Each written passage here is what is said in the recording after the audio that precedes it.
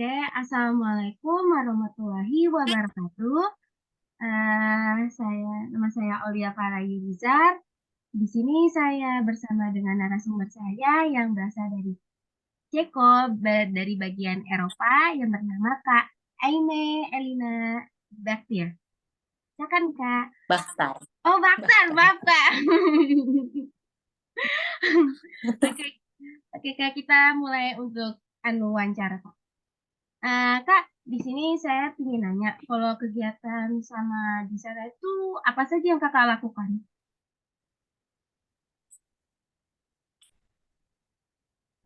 Kalau weekdays, misalnya hari-hari biasa sih, ya kerja ya, misalnya kayak bangun pagi kerja kayak biasa.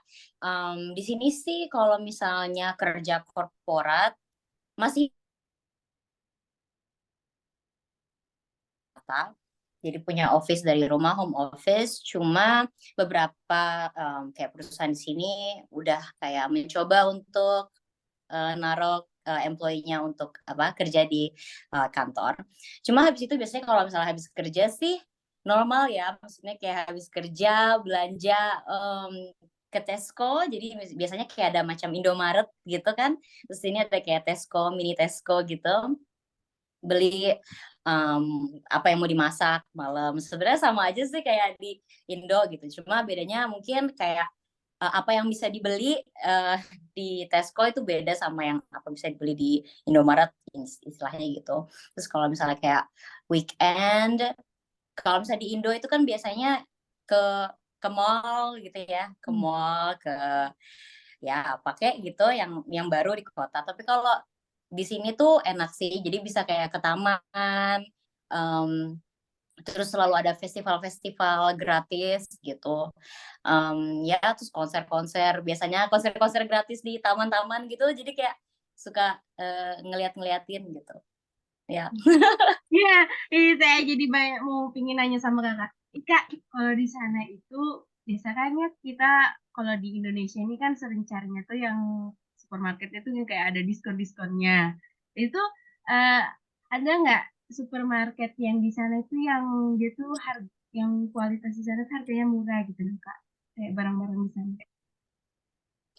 Iya, di sini sih rata-rata murah ya. Soalnya kan kalau di Ceko itu Central Europe, mata uangnya juga beda, nggak pakai euro. Jadi rata-rata tuh murah sebenarnya. Jadi kayak murah tapi UMR-nya juga lumayan tinggi. Jadi sebenarnya enak lah gitu ya. Terus supermarketnya gede, kayak Carrefour, kayak Hypermart gitu. Ada Makro juga ada. Terus ya murah-murah. Terus enaknya juga di sini sih sebenarnya kalau belanja itu enaknya karena kalau kita kerja di perusahaan, mereka pasti bakal kasih kita ekstra duit buat belanja, buat Hmm. belanja makanan gitu. Jadinya makin enak sih gitu. Mungkin bedanya gitu kali ya.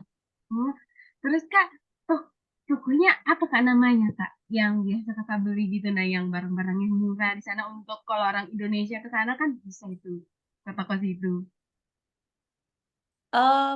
Biasanya kalau misalnya di Indo ke Carrefour atau Hypermart, di sini sih orang ke Tesco namanya. Hmm.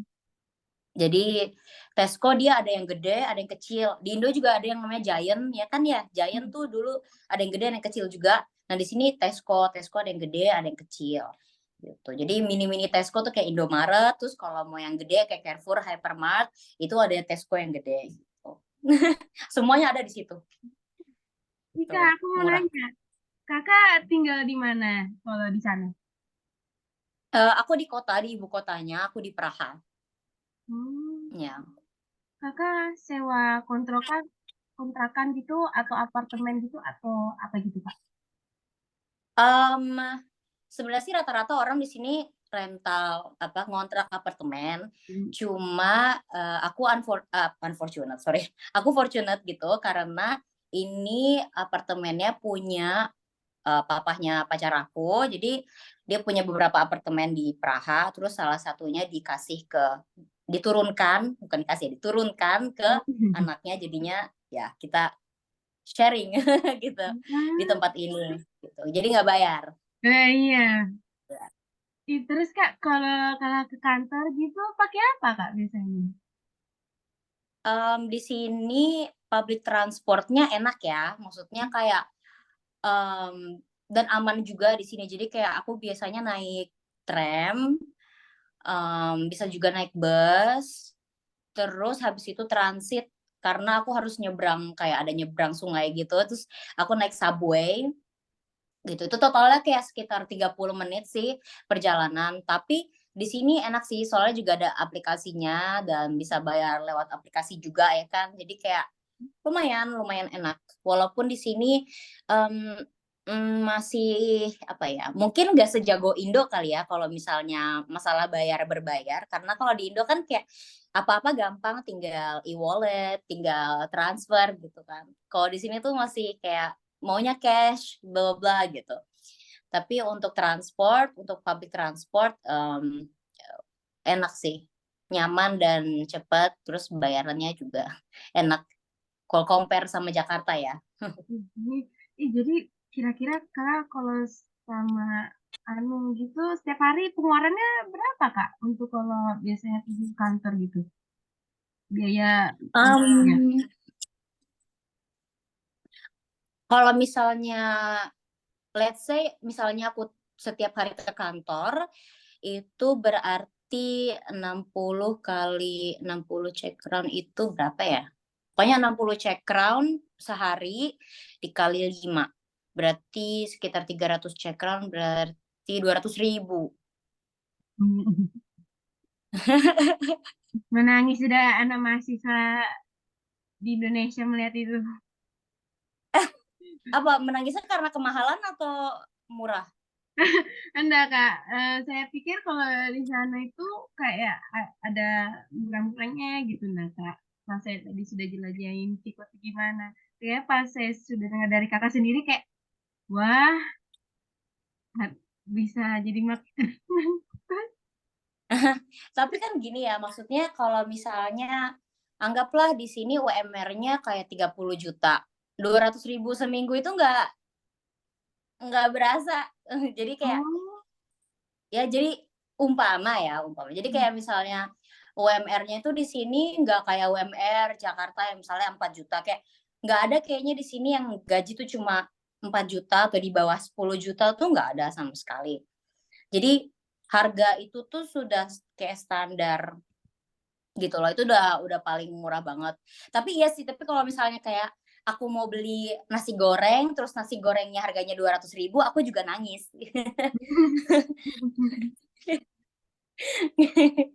Gitu. Oke Kak, aku mau nanya lagi. Eh, Pertama kali kalau Kakak datang ke Eropa itu kultur shocknya tuh apa ya Kak? Pada saat Kakak tuh tiba di bandaranya gitu. Gimana gimana kalau pas aku datang. Pas datang ke sudah sampai di bandaranya, kultur shocknya itu Mhm, sama negara itu apa ya Kak? mmm, mmm, sebenarnya sih aku waktu itu datang, ke Ceko pertama kali sebelum beneran pindah ke sini, itu pas Christmas ya. Hmm. Jadi udah kelihatan banget perbedaannya. Aku nyampe sini tuh udah pertama dingin banget kan, 0 derajat, aku nyampe sini tuh 0 derajat, aku masih pakai baju-baju, ya emang sweater-sweater gitu, tapi kan sweaternya beli di Indo ya, Besti, jadinya tidak membantu ya kan. Terus jadi akhirnya harus beli, aku lihat-lihat beli, apa sih namanya, jaket gitu-gitu, dan ternyata jaket itu mahal banget. Jadi aku ngelihat kayak ternyata orang-orang di sini tuh mampu loh kayak beli jaket yang bisa harganya tuh berjuta-juta, tapi, mereka tuh orangnya suka ngelihat quality but not quantity gitu loh. Jadi kayak, oke ini jaket emang harganya let's say 2 juta ya, murah 2 juta, buat mereka. Terus, mereka beli tapi mereka tahu ini bakal tahan at least sampai 5 sampai 10 tahun. Jadi mereka nggak akan beli lagi gitu. Mereka nggak akan beli lagi, nggak akan berasa sama mereka, karena ketika udah season, udah mau Christmas lagi, itu pasti jaket-jaket langsung mahal gitu. Bisa 2 juta, bisa 8 juta, kayak gitulah contohnya. Terus misalnya aku kemana-mana, lagi Christmas, di sini jual alkohol di mana-mana ya. Jadi kayak ada wine, bir.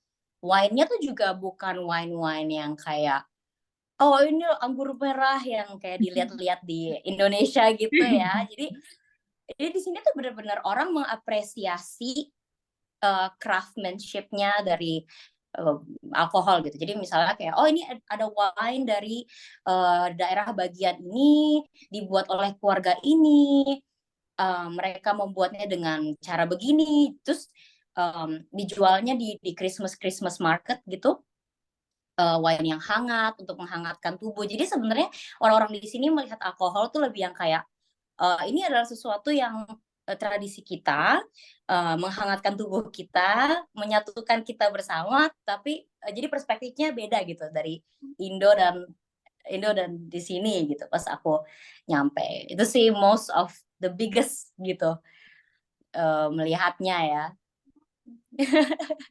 Jadi tuh kalau di sana tuh wine-nya gitu tuh kayak dibuat sendiri gitu ya, Kak? Iya, Hmm. betul. Jadi di sini nanti ada minggu depan ada festival wine juga. Jadi kita bisa metikin metikin apa tuh? Metikin anggur, kita petikin anggur buat mereka.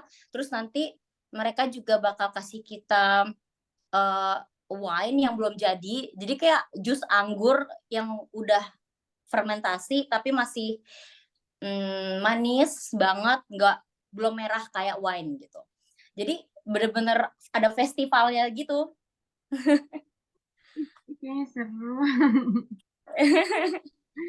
Iya. Jadi Kak, kalau di sana itu aku mau nanya, kan biasa kita tuh kalau makan camilan atau makanan yang berat, itu kan biasa ada bungkusan-bungkusannya gitu kan, Kak?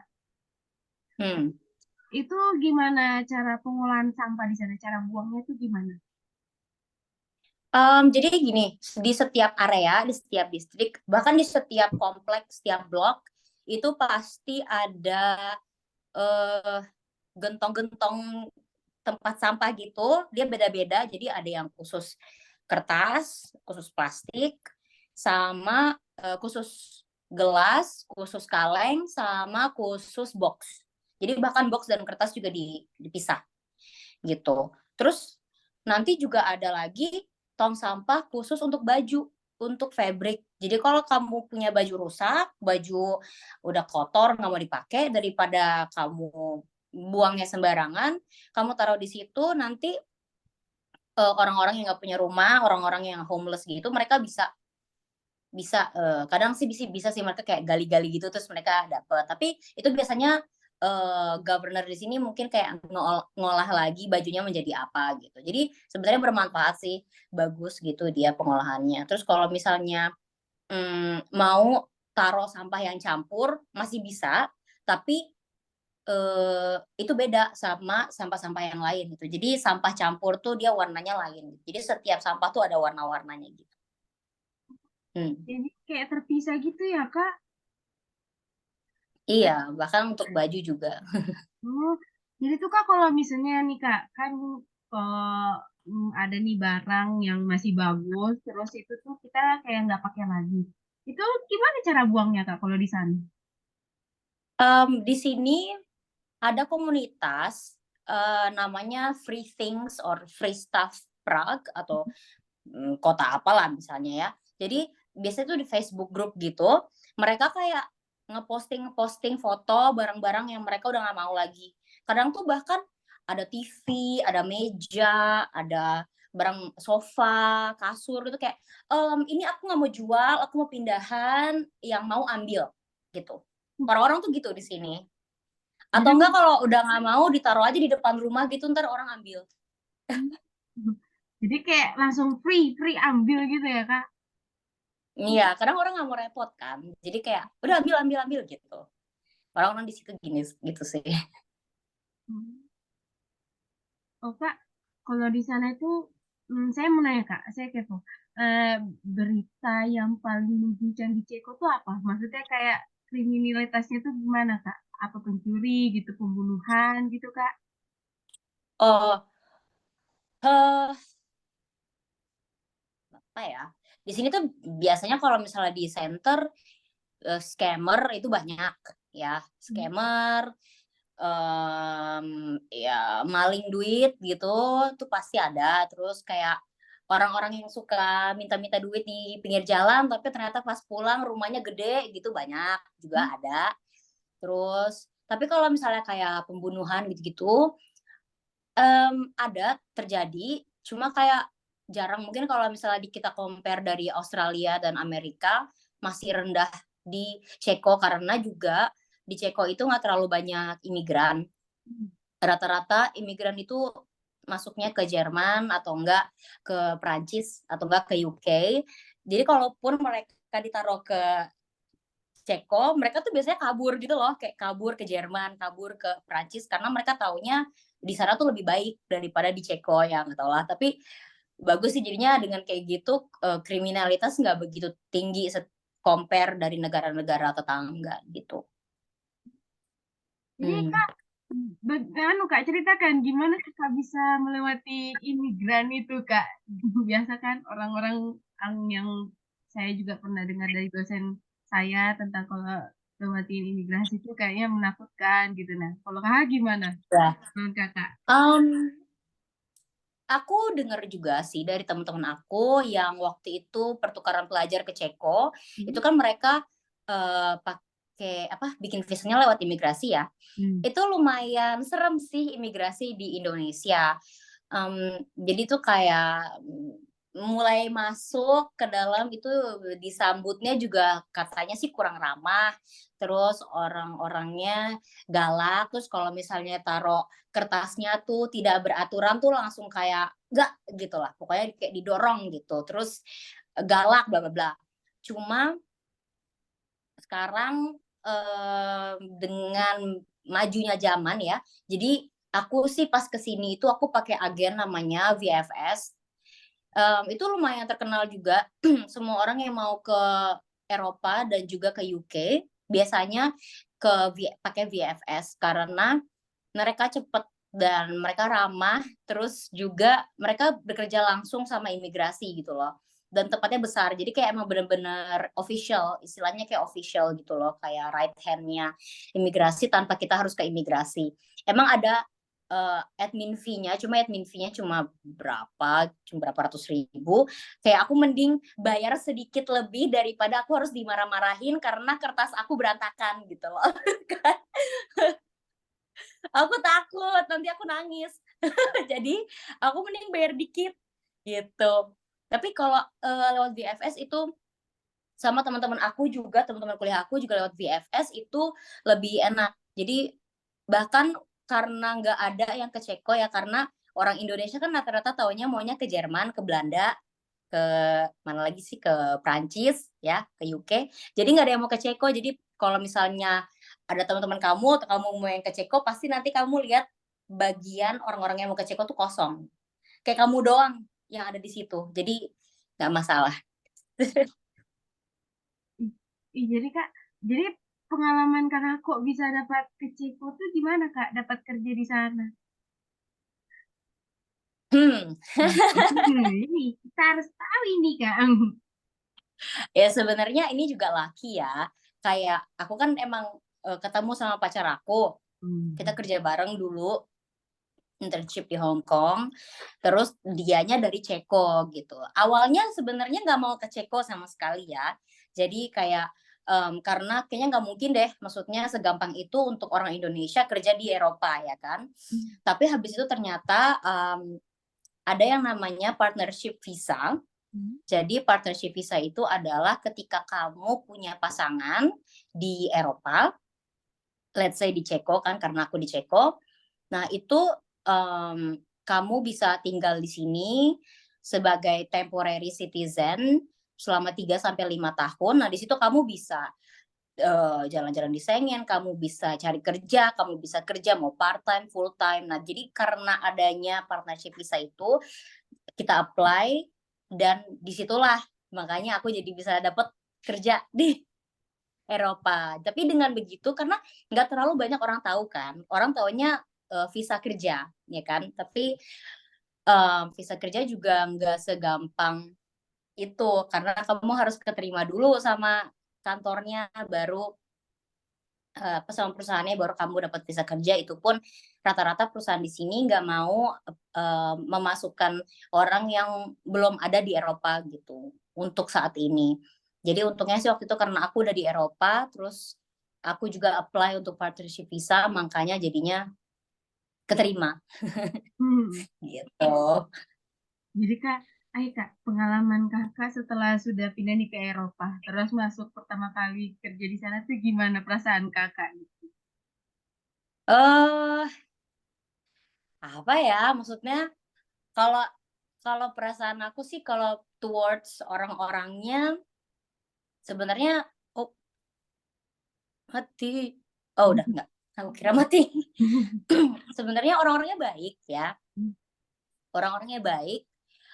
Cuma orang-orang sini tuh kayak straightforward gitulah. Mungkin kalau misalnya mereka ngomong ditranslate ke Indonesia, ke Inggris pun aja tuh masih kadang agak agak rude gitu, agak nggak sopan kadang.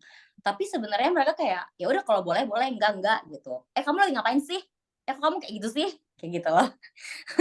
Jadi straight to the point, terus muka raut-rautnya tuh kayak orang judes gitu. Tapi sebenarnya mereka mah baik, ya namanya juga lagi kerja ya, lagi fokus, masa ya cengar-cengir kan nggak mungkin kan. Jadi Hmm. jadi ya udah gitu. Aku sih udah terbiasa, tapi ya emang beda ramah tamahannya sama sama orang Indonesia tuh beda.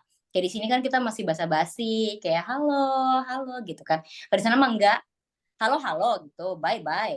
Terus mau makan makan enggak gitu. Kamu bikin aku pusing gitu. Ngomong. Terus Kak, Iya. kalau misalnya Kakak awalnya mendengar dari bule-bule bilang kayak gitu, Kakak tanggapan awalnya itu gimana menurut Kakak gitu kan? Sebagai orang Indonesia kita tuh pasti ada namanya overthinking, terus kayak mikir, waduh, aku ada salah apa sih maksudnya kalau bicara kayak gitu. Jadi gimana menurut Kakak? Iya, sebenarnya sih kadang aku kayak agak bingung ya. Jadi kayak ini tuh ini orang nih ngomong kayak gini apa karena aku salah atau dia cuma ngingetin doang atau nyindir sih. Kadang kadang gitu ya. Hmm. Kadang kayak misalnya aku balas satu email yang harusnya aku nanya dulu gitu sebelum sebelum bales. Terus mereka tuh yang mungkin maksud mereka tuh bilangnya, "Oh, kalau kamu nggak ngerti, tanya dulu, jawabnya gimana, baru kamu jawab." Maksudnya kan emang bener gitu kan. Hmm. Tapi cara mereka ngomong, "Kamu tuh harusnya nggak begitu. Kamu tuh harusnya em, kamu tuh harusnya nanya dulu baru baru ngomong." Tapi bener-bener to the point. Jadi kayak langsung to the point banget yang kayak, "Ih, berarti salah banget dong aku tadi." Gitu. Ngerti kan? Hmm. Kayak kalau di Indo kan kayak, "Oh, tadi habis bales ya? Tapi coba dilihat dulu deh, tadi kamu udah ngecek ini belum? Tapi kamu tadi udah cek ini belum?" Jadi kayak kalau di Indo sih di Indo tuh dipertanyakan dulu, tapi kalau di sini tuh yang kayak, "Kamu tuh harusnya nggak begitu." Gitu. Hmm. Hmm. Jadi takut. Iya. Tapi sebenarnya bagus karena jadinya nggak ada basa-basi gitu Hmm. loh. Jadi kayak nggak ada basa-basi di sini. Kalaupun kamu nggak mau ngerjain sesuatu karena kamu sibuk, kamu tinggal bilang, "Aku nggak mau ngerjain itu karena aku sibuk," atau enggak, "Aku bakal kerjain ini besok pagi jadi prioritas aku, tapi sekarang aku nggak bisa kerjain." Gitu. Di situ orang jadi kayak, "Oh, oke, yang penting lo kerjain nanti." Gitu. Jadi ada sense of trust-nya gitu. Jadi kayak enggak, iya iya, enggak yang kayak, "Oh ya udah deh, lihat nanti ya insya Allah." Tapi kan Indonesia begitu ya. Jadi jadi nggak tahu nih bakal dikerjain apa enggak gitu. Iya, relate itu Indonesia. Overthinking is number one. Iya, kayak gitulah. Terus Kak, itu biasa kalau masuk pekerjaan di sana itu ada Kak kayak misalnya dikasih apa sih kalau apa sih kalau misalnya biaya gitu nah Kak, biaya di sana awal pertama kali masuk kan Maksudnya gimana? maksudnya kayak itu nah dapat biaya di sana Kak, awal pertama kali masuk dapat biaya langsung dari kantornya gitu Kak. Itu Oh Kakak maksudnya kayak gaji gitu? iya gaji maksudnya Kak, gajinya. Heeh heeh. Itu Kakak pernah ditanyakan Kak, Kakak mau gajinya itu berapa? Kayak di Indonesia kan ditanya, gajimu mau berapa? 5 juta, 6 juta, atau 8 juta gitu. Karena Hmm. ada Kakak? Sama sih di sini juga pasti ditanya ya. Jadi kayak, "Kamu mau gajinya berapa? Kamu mau" maksudnya ada target berapa untuk gaji. Kalau aku sih biasanya ya untuk orang-orang di sini tuh biasanya mereka jawabnya kayak antara mereka nanya budget perusahaannya berapa, atau enggak mereka bilang kayak, "Oh, aku lihat kalau average gaji untuk posisi ini di kota ini, di negara ini tuh segini. Jadi karena misalnya, pengalaman aku lebih banyak, aku mau lebih tinggi atau misalnya karena aku masih, junior misalnya, aku masih entry level, berarti aku mau yang setara gitu, yang average, tidak terlalu di bawah, tidak terlalu di atas, tapi yang average gitu. Tapi di sini lumayan fair sih sejauh ini ya yang aku lihat, gajinya fair, terus, mereka tuh biasanya lumayan transparan sama budget perusahaan kalau di sini. Mereka transparan kayak, "Oke, kita budgetnya segini dan kita lihat karena kamu entry level, boleh nggak kalau kita gajinya segini?" Gitu. Jadi kayak, Mmm, "Oh, kalau oke-oke, enggak," gitu. Enak sih. terus Kak, biasa gaji gitu tuh ditransfernya lewat bank apa gitu, Kak? Atau langsung dikasih gitu, langsung sama bosnya gitu, Kak? Pasti ditransfernya lewat bank ya, maksudnya Mmm, mereka transfer. Kecuali kamu part-time yang emang bayarnya lewat cash juga ada, cuma itu tuh, biasanya seasonal, misalnya kayak kamu jualan, let's say kamu part-time jual pohon Christmas, pohon Natal, cuma pas Natal doang gitu kan untuk berapa minggu, nah itu biasanya dibayarnya pakai cash misalnya gitu. Tapi kalau kamu kerja di perusahaan, itu pasti, ketika kamu keterima, mereka pasti minta, bank details kamu, jadi rekening kamu, akun kamu, bla bla bla bla bla, itu pasti mereka minta, gitu. Jadi biasanya di ini dan, pembayarannya itu pasti udah ada di kontrak sih, jadi untungnya di sini nggak pernah telat, gitu. oh, terus Kak, kalau di sana itu banknya apa aja di sana, Kak? Kalau banknya lewat misalnya kita mau dari uang Indonesia ke uang sana, itu banknya banyak tuh bank apa gitu, Kak? Aku sih pas nyampe sini jujur-jujuran nggak ada duit ya. Jadi sebenarnya nggak ada yang harus dipindahin ke ke bank ini, cuma misalnya kamu dari Indonesia, dari tinggal di Indonesia mau tinggal ke sini baru dapat kerja dan kamu mau bikin, nah itu pasti ada syaratnya. Syaratnya tuh lebih yang kayak, "Oke, apa tujuan kamu tinggal di sini?" Itu pasti ditanya sama banknya. "Kamu ngapain di sini? Ada buktinya apa enggak?"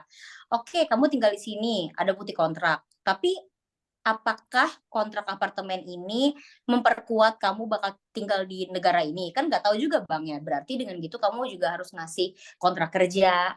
Terus misalnya kamu ada surat dari imigrasi, kamu kasih surat imigrasi ke banknya, mereka harus approve dulu sama, nggak tahu manajemennya gitu, baru akhirnya mereka mau buat akun kamu. Beda kalau di Indonesia kan kayak, kita mau bikin akun, ya udah dibikin gitu. Mmm, Kalau di sini tuh yang kayak, urusan kamu apa mau bikin akun gitu, kayak sangat-sangat ketat gitu. Jadi waktu itu berkasnya banyak banget yang tadi aku bilang, itu akhirnya dapet, bank dan untungnya, di sini banknya itu juga enak sih kayak di Indonesia kayak di mana-mana, ATM-nya juga di mana-mana, kayak macam ATM bersama juga ada kayak gitu kan. Jadi kalau mau narik cash juga gampang gitu. mmm. Nah, Terus itu biasanya kalau di sana tuh bank tuh ada di mana gitu nah, Kak? Kalau biasanya kan kita ada di dekat supermarket, atau di dekat yang sela-selanya jalanan gitu, atau di hotel kan gitu, Kak. Itu kalau di sana banknya ada khususnya gitu, Kak? Atau kayak di Indonesia gitu, Kak? di sini sih ya yang aku lihat rata-rata banknya itu sih, dia punya shop-nya sendiri ya. Jadi misalnya kayak ya banknya sendiri aja, bukan gedung, tapi lebih kayak macam apa ya di sini ya, mungkin kalau di Indonesia bilangnya ruko, tapi sebenarnya bukan ruko juga. Jadi ya pokoknya mereka punya punya tempatnya sendiri lah istilahnya gitu. Kalau untuk di mall-mall tuh, aku nggak pernah sih aku pernah lihat bank di mall, cuma lebih yang kayak untuk buka akun gitu-gitu. Tapi nggak terlalu sebesar kayak misalnya Bank BCA yang ada di mall gede banget, terus kamu bisa segala macam ada di sana gitu kan. Kayak di sini tuh enggak. Terus tapi kalau ATM ada di mana-mana. Bahkan di sini juga ada ATM yang scam, jadi kayak kita harus hati-hati gitu melihatnya ATM-nya gitu. Kakak di sana pakai bank apa? Maksudnya kalau misalnya gitu, banknya apa? Hmm. Ya. Di sini aku namanya Vio Banka. Nih aku ada Vio Banka kayak gitu. Hmm. Di sini kalau yang ini bank emang dari Ceko, tapi di sini juga ada bank-bank dari Jerman gitu-gitu. Cuma aku pakai yang bank Ceko aja, lokal.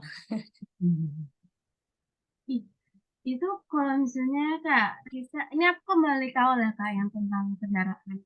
Itu kalau naik kendaraan, misalnya Kakak dari kendaraan satu ke kendaraan dua, itu cara bayarnya tuh sama atau beda gitu Kak? Iya, jadi dia itu ada sistem, jadi bayar satu untuk semua gitu. Hmm. Jadi kamu cuma bayar, di sini tuh sistemnya kayak kamu untuk perjalanan berapa lama. Jadi misalnya aku bayar 20.000 untuk 30 menit perjalanan. Jadi mau aku naik tram, naik bus, naik subway, kalau dalam 30 menit kalau perjalanan cuma 30 menit ya aku bayarnya 20.000 gitu. Jadi cuma kayak di sistem doang. Jadi aku nggak bayar untuk tram atau aku nggak bayar untuk bus, aku nggak bayar cuma untuk subway, tapi aku bayar untuk berapa lama perjalanan aku bakal pakai salah satu dari mereka gitu. Tapi Kak Beda yang ya. paling sering Kakak pakai untuk kendaraan sehari-hari itu yang mana Kak? Um, Biasanya aku naik tram. Oh, tram. Kemana-mana di kota naik tram. Iya. Atau nggak naik mobil. Cuma kalau misalnya mau ketemu teman-teman gitu kan, yang deket-deket ataupun jauh juga biasanya naik tram atau nggak bus paling paling sering. Kalau di bus itu bayarnya gimana? Pakai yang ada kayak apa sih namanya kalau di negara lain yang ada kayak kredit itu yang ditekan langsung gitu gitu Kakak? Jadi tuh yang tadi aku bilang ya, jadi kalau misalnya kamu mau naik bus pun juga bisa bayar dari yang aplikasi. Hmm. Jadi kalaupun tiba-tiba kamu harus transit, misal kamu lupa nih, kayak, oh ternyata ketika sampai di sini aku pulangnya nggak bisa naik bus, misalnya gitu ya, itu masih bisa. Jadi bayarnya lewat aplikasi aja, itu bisa untuk semua transportasi gitu. Bahkan tapi juga ada di sini kayak kredit gitu ya. Jadi kamu beli kartunya misalnya untuk per bulan bayar per bulan untuk naik bus, tapi itu juga bisa dipakai untuk kereta juga, bisa dipakai untuk tram juga. Jadi itu benar-benar satu untuk semua sih di sini. Nggak kepisah-pisah gitu. Hmm. Terus Kak, kalau misalnya hitungan biaya makannya Kakak dalam satu hari itu berapa kira-kira Kak? Biasanya di sana.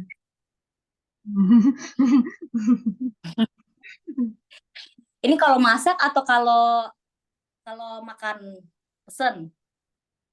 Sesuai yang Kakak biasanya sehari-hari gitu nih Kak. Biasanya sih ya kalau dihitung-hitung kalau misalnya aku biasanya masak. Biasanya aku masak seminggu tuh 4 kali dalam seminggu, terus aku makan di luar 3 kali. Biasanya kalau misalnya sekali masak itu aku biasanya jatuhnya gratis ya, soalnya biaya itu dibayarin sama perusahaan karena kayak jadi kita ada satu kartu namanya Sodexo. Sodexo itu untuk dimasukin kredit dari perusahaan, biasanya dapat ekstra 1 juta 2 juta gitu ekstra buat makan. Jadi biasanya aku belanja mingguannya beli di Tesco itu makanan, beli daging, beli ayam, beli sayur bla bla bla itu tuh gratis, jatuhnya gratis ya. Terus tapi biasanya kalau misalnya dihitung-hitung bayar sendiri biasanya sih seminggu itu sekitar 600.000, eh 600 sampai 2 juta Hmm. per minggu, tergantung kalau dihitung-hitung. Sesuai budgeting aku. Hmm. Ya, begitulah. Hmm. Kak, sebentar Kak, aku mau ini kan bentar lagi mau mati Kak. Bentar dia buat Zoom baru lagi untuk pertanyaan selanjutnya Kak. Ini dia Oke, pertanyaan. siap. Bentar ya Kak, dia matikan dulu recordingnya. Siap.